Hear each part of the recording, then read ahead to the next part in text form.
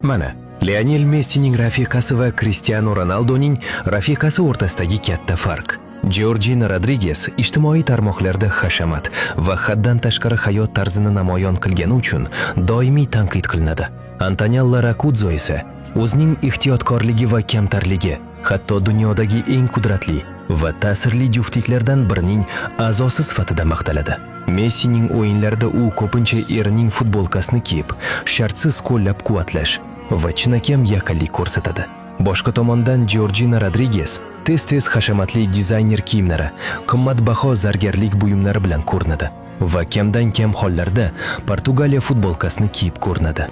Ko'pchilik uchun u Antonelladan ilhomlanishi kerak. U oilaviy hayoti va kundalik hayotidan oddiy lahzalarni baham ko'radi. Tabiiy va haqiqiy tasvirni yetkazadi. Ba'zilar tomonidan mag'rur deb hisoblangan Georgina hatto Netflixda erining boyligi hisobiga dabdabali hayotini batafsil ko'rsatib beruvchi hujjatli film ham chiqargan. Sizchi, Georgina Rodriguezning dabdababozligini afzal ko'rasizmi yoki Antonella Rakuzzoning soddaligini afzal ko'rasizmi? Fikringizni izohlarda yozing.